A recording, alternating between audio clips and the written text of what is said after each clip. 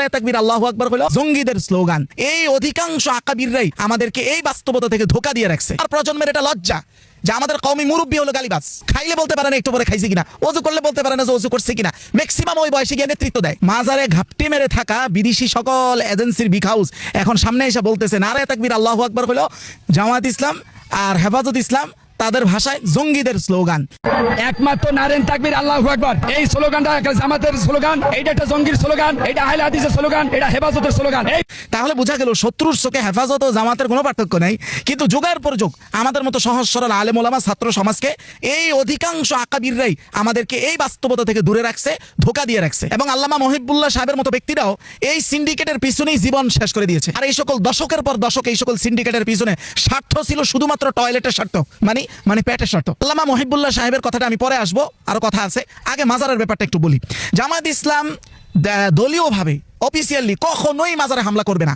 এটা তো এখন না, যদি তারা ক্ষমতায় আসতো তাও তারা এই কাজটা করতো না। আর ক্ষমতা না এসে তারা এই কাজ করবে, এটা তো অবিশ্বাস্য। কারণ জামায়াত ইসলাম এই জ্ঞান রাখে যে ইসলাম কোনো জিনিস ওভারনাইট এক রাত্রের ব্যবধানে সবকিছু পরিবর্তন করে না। যদি করতেই আপনি দেখেন তাখরিজুল মুসনাদ এখানের 17,016 নম্বর হাদিসের বর্ণনায় রাসূলুল্লাহকে যখন জিজ্ঞাসা করেছে ইয়া রাসূলুল্লাহ আপনাকে কে পাঠাইছে, বলে আল্লাহ পাঠাইছে। কেন পাঠাইছে? এই কেনের উত্তরে রাসূলুল্লাহ একাধিক কথা বলতে প্রথমেই বলছেন বিআন তুসালাল আরহাম, এক নম্বর আত্মীয়তার বন্ধন করার জন্য আল্লাহ আমাদেরকে পাঠাইছে। বলতে বলতে এক পর্যায়ে রাসূলুল্লাহ 3 নম্বরে বলছেন ওয়া তুকসারাল আওথান, আমি পৃথিবীতে এসেছি মূর্তি ভাঙার জন্য। সেই মূর্তি ভাঙার কাজটাও রাসূলুল্লাহ নবুয়তি পাওয়ার পর দিন করেন নাই। ওই মূর্তি ভাঙার কাজটা করার জন্য 20 বছর সমাজকে তৈরি করেছেন। আগে সমাজের অবস্থা পরিবর্তন করেছেন, সময় লাগছে রাসূলের জন্য 20 বছর। শুধু এতটুকুই না, পুরা মক্কা যখন নবী আকরাম সাল্লাল্লাহু আলাইহি ওয়াসাল্লামের হাতে চলে আসলো, মক্কা বিজয় হয়ে গেছে, তারপরে কি হয়েছে? উলঙ্গ তওয়াফ কি বন্ধ করে দিয়েছেন পরের দিন? না, করেন নাই। ফাতহুল মুনঈম শরহ সহিহ মুসলিম 5 নম্বর খণ্ড এর 258 নং পৃষ্ঠায় স্পষ্ট বর্ণনা এসেছে, যেখানে বিদায় হজের সময় হযরত আবু বকরকে পাঠায়া ঘোষণা দিয়েছেন। ওখানে ঘোষণা ইউনাদি মুনাদিহি আল্লা ইয়াতুফা বিল বাইতি উরিয়ান, আজকের পর থেকে কেউ উলঙ্গ, মুশরিকরা এখানে কোনো ধরনের তাওয়াফ উলঙ্গ করতে পারবে না। আল্লাহ আবার আয়াত নাযিল করলেন মুশরিকরা এখানে আসতেই পারবে না। মক্কা বিজয় হওয়ার পরে উলঙ্গ তাওয়াফ বন্ধ করতে 2 বছর আরো কিছু মাস সময় লেগেছে। ওই জ্ঞান বাংলাদেশ জামায়াত ইসলাম ভালো করেই রাখে। বাংলাদেশ জামায়াত ইসলাম অফিসিয়ালি কোনো মাজারে হামলা এটা করতেই পারে না। এটা নিশ্চয়ই কোনো স্থানীয় রাজনীতির উস্কানি আছে বা অন্তর্ঘাতমূলক কোনো ষড়যন্ত্র এখানে নিশ্চয়ই আছে। তো বিষয় হলো শাহলি মাজারের, আমি নিজেই তার পাশে একটা মাদ্রাসায় শিক্ষক ছিলাম, তো খুব কাছ থেকেই দেখেছি সেখানে অনেক আগ থেকেই এই পরিবর্তনটা হয়ে আসতেছে। কারণ একই কমপ্লেক্সে একটা মসজিদ, বিশাল মসজিদ, মানে একই কমপ্লেক্সে শিরিক চলতেছে, একই কমপ্লেক্সে ইবাদত চলতেছে। তো ওখানে যেখানে ইবাদত চলতেছে অর্থাৎ মসজিদ কমপ্লেক্সে যে মসজিদ, ওখানে মাজারপন্থীদের কোনো ধরনের প্রভাব সেখানে নাই। তার মানে হলো এখানে কমিটি বলেন তার গোড়া থেকে আরো বহু আগ থেকেই এই শিরিক মুক্তের কাজ একদিনে না, বহু আগ থেকেই সেখানে চলমান। এখন আমাদের তাহিরি সাহেব, যাকে আপনি কষ্ট নিয়েন না, বলা যায়, এটা বলা উচিত, কিলাবুল হালুয়া, মানে যেটার বাংলা অর্থ হলো মিষ্টান্নের কুকুর। কষ্টটা নিয়েন না এই জন্য, দেখেন যারা শিরিককে, যারা নিজেদের ছত্র ছায়া দিয়ে নিজেরা বলে শিরিক করে না, কিন্তু তাদের ছত্র ছায়া শিরিক টিকে আছে, শিরিকের আখড়া টিকে আছে, তাদেরকে এতটুকু শব্দ কি খুব বেশি হয়ে গেল? কারণ এরা যদি ভালোই হতো, এই গাঞ্জা এই শিরিকের বিরুদ্ধে তাদের অভিযানটা কোথায়? আপনি দেখান তাদের অভিযানটা। কারণ হলো এরা এখন আলেমের ভেষ ধরেছে, কিন্তু আসল কথা হলো এরাও তো প্রকৃত এই আসরের এই আসরের অংশই ছিল। এখন পুরানো দিনের এই ভাই ব্রাদারদের বিরুদ্ধে আর কি করার আছে? কেউ তারা দোহাই তুলছে, সেখানের ভিতরে মাদকের আড্ডা হয়, নেশার আড্ডা নাকি হয়। শুধু শুধু কবরস্থান মাজার ভাঙতে কেন যাবে যদি না সেখানে শিরক অথবা অন্য কোনো বিষয় না থাকে? অতএব মাজারের ইট রক্ষা না করে ঈমান রক্ষা করুন শিরক থেকে। মাজারের ইট এমনি রক্ষা হবে। আর কোনো একটা স্তম্ভকে কেন্দ্র করে যদি কোনো শিরক বা পূজা হয়, এই ক্ষেত্রে ইসলামের ফাইনাল আদর্শটা কি? তারা একটা খোঁড়া যুক্তি দেয় যে মাথায় ব্যথা হলে মাথা কেটে ফেলবেন কেন? হ্যাঁ, মাথায় আপনারা ট্রিটমেন্ট করেন, তো ট্রিটমেন্টটা আপনারা করেন না কেন? আপনি দেখেন সহিহ মুসলিমের হাদিস থেকে আমাদের জন্য ইসলামের আদর্শ কি? এরা তো ইসলাম না, এরা হচ্ছে জাস্ট একটা সিন্ডিকেট করে। এটা তো পরে আসতেছি।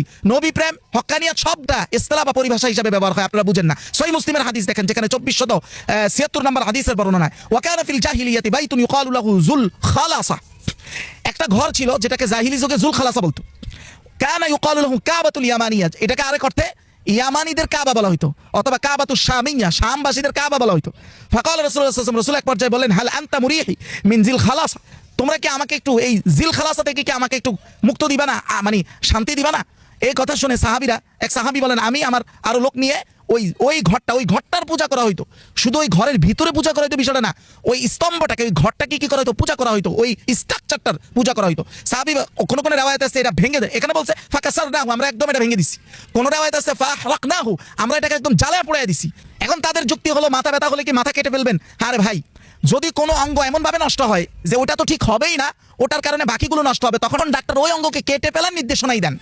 আর যদি ওই রকম রোগ যদি কারো মাথায় হয়ে যায়, তাহলে ওই ব্যক্তি আর সমাজের জন্য কার্যকর থাকে না, সমাজের বোঝা হয়ে যায়। ঠিক এই সকল শিরকের কার্যালয়গুলো, শিরকের আখড়াগুলো ঠিক সমাজের ওই রকম বোঝা হয়ে গেছে। এখন মাথা কেটে না ফেলে ট্রিটমেন্ট যদি করাই যেত, তা আপনারা করেন না কেন? আপনাদের ছত্রছায়া এগুলো হচ্ছে, আপনাদের ঘরের বিষয় এগুলো। আসল কথা হলো এগুলো সবই দুষ্টামির অংশ, সবই ছদ্মবেশ।